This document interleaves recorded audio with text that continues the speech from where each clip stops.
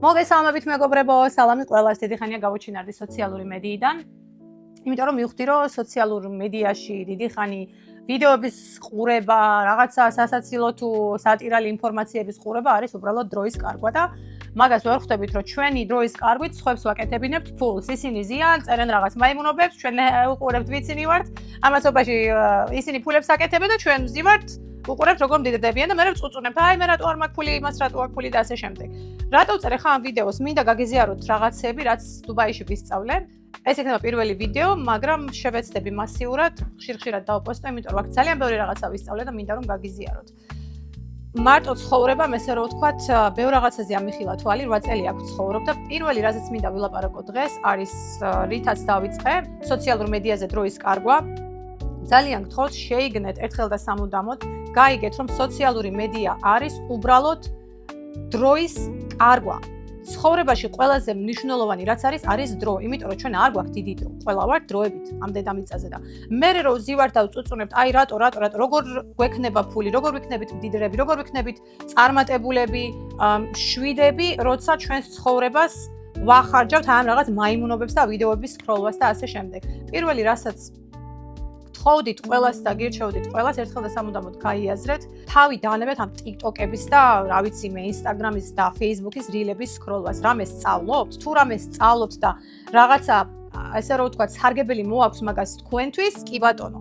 თუ უყურებთ რაღაცა კულინარიას, სწავლობთ კულინარიას, კი ბატონო, რაღაცა გაძლევთ мотиваციას და გიბიძგებთ რომ რაღაცა წინ წახვიდეთ ცოტა ცხოვრებაში და ასე შემდეგ, გასაგებია, მაგრამ რომ ზივართ ესე და მე кайხანია არ ვუყურებ. აღნიშნე კიდეც ეს кайხანია სოციალურ ქსელებს ვერიდები, ეხლა გავხსენი, თუ რამეს დავპოსტავ, გავდივარ.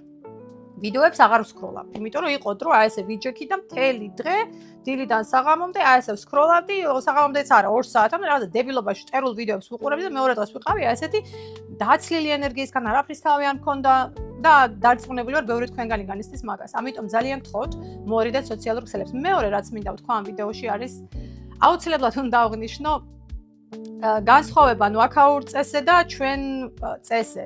ეგ უკვე წესად გვექცა ქართველებსაც და აქ არის უკვე კანონი. უკვე რა ეს რაც არსებობს ზოგადად ეს ქალაქი, ეს არის კანონი. არანაირ ნეგატიურ ინფორმაციას ნიუსებში აქ არ აქვეყნებენ. როგორც ჩვენთან საქართველოში ვიღაცას თავი ასტკივდა, ვიღაცამ თავი მოიკლა, ვიღაცამ ისქნა, ვიღაცამ ესქნა. ყველას აქვს თავისი საკუთარი პრობლემები. რატო უნდა ვიჯდე და ნერვიულობდე ვიღაცებზე, ვისაც არც კი ვიცნობ. ეხლა არ დამიწყოთ, რომ ეს გულცივობა ის არის, კაი, ინერვიულეთ, გააცოცხლებთ იმ ადამიანს, ვიღაცამ ვინც თავი მოიკლა, ვიღაცამ მოკლა. მაგით ითრგუნავთ საკუთარ ენერგიას და მე ძალა არ გაქვთ, რომ თქვენი ცხოვრება წინ წაიყვანოთ.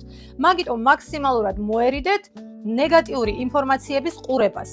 მე რო აქ ჩამოვედი 8 წელი აქ ვარ. აქ რო ჩამოვედი, აი გეფიცებით მეგონა რომ აქ ხალხი არ კვდებოდა. ეხლაც არ ვიცი სასაფლაოები სად არის. აზრზე არ ვარ.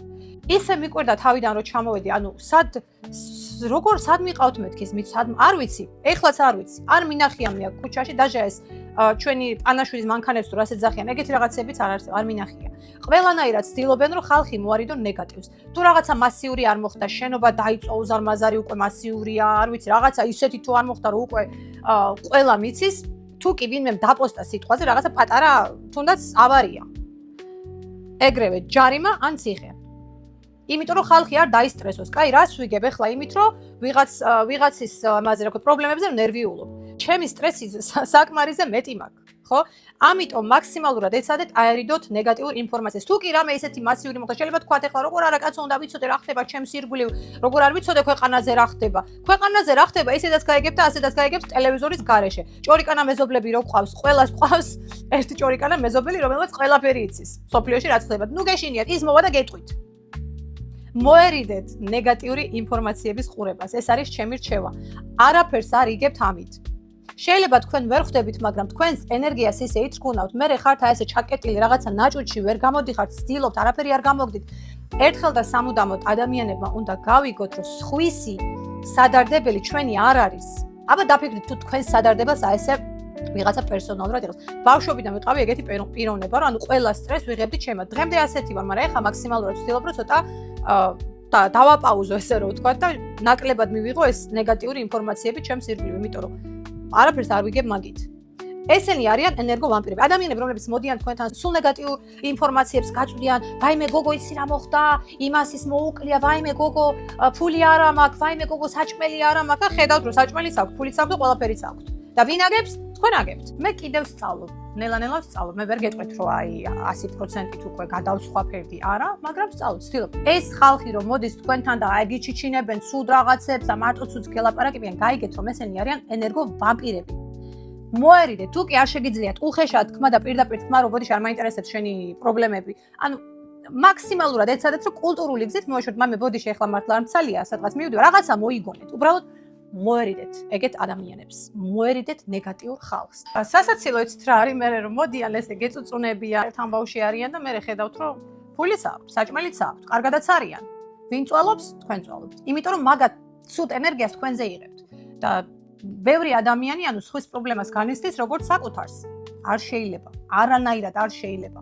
არავინ არ მოვა და არ გეტყვით მადლობას. ერთ დღეს რომ აღარ მოусმენთ, ეგ ადამიანები თქვენთან აღარ მომდა, შეიძლება საერთოდ არც კი მოგეკარონ ახლოს. არც კი გაინტერესებდეთ. ძალიანაც კარგი თუ ახლოს არ მოგეკარებიან. დაიცავით თქვენი საკუთარი ენერგია, თუ გინდათ იცხოვროთ მშვიდად, თუ გინდათ რომ მიაღწიოთ თქვენს მიზნებს, თუ კი ხართ გარემოცული ეგეთი ხალხით, დღეიდანვე მოიშორეთ ყველა. ნელა-ნელა. ნუ გაეკარებით ნეგატიურ ხალხს. ნუ მოусმენთ სხვის პრობლემას. მაქსიმალურად ეცადეთ აერიდოთ აი ამ ნეგატიურ ინფორმაციას. არიქადა უნდა ვიცოდე რა ხდება, კაი იცით. ეხლა რაღაცა ომები რო ხდება. უყურებთ, კაი ვიცი რაც ხდება ქვეყანაზე. შველით რამეს? შეაჩერებთ ომს? თუ შეაჩერებთ, კი ბატონო, გავიწერეთ ყურება. არ დაიძინოთ ღამე, დაესტრესეთ, გაიღვიძეთ მეორე დღეს. ცუდ ხასიათზე დათხკუნულებმა რას მოიგებთ? არც არაფერს. ეს არის პირველი რჩევა, რაც მინდა მოგცეთ ამ ვიდეოში, რა ვიცი თუ გაითვალისწინებთ, დამიჯერეთ არინანებთ, იმიტომ რომ მე ეხლა ხანს ძალიან გვიან, მაგრამ ჯობს გვიან ვიდრე არასდროს მივხვდი და უკვე დავიწყე მაგაზე მუშაობა. ჩართეთ უყურეთ რამეს, რაც გასწავლით რაღაცას, ბოდიში ჩემი ტელეფონის სრიალის ავტომატის ტელეფონის სადგამი, ანუ უცება ეს მომინდა რაღაცა თქვენთვის გამეზიარებინა, იმიტომ რომ სამწუხაროდ არ გვაქვს ბევრი რესურსები ქართულად ეგეთ თემებზე, მაქსიმალურად ვეცდები, რა ვიცი, ჩემი რაც ვისწავლე, რასაც ვსწავლობ, ყველაფერი გაგიზიაროთ და ვისაც სჭირდება დახმარება, ცოტა დავეხმარო მორალურად. ხო, მოკლედ ეს მინდოდა მე თქვა დღევანდელ ვიდეოში, მოკლედ და კონკრეტულად. დაიცავით თქვენი საკუთარი ენერგია, დაიცავით თქვენი საკუთარი პოზიცია, არავის არ მისცეთ დედამიწის ზურგზე, არავის არ მისცეთ უფლება დაგსტრესონ და გაგანადგურონ. წიგნს ვკითხულობ ახლა, ქართულად როგორ არის ძალაუფლების 58 კანონი, მე მგონი ქართულად ეგრე არის.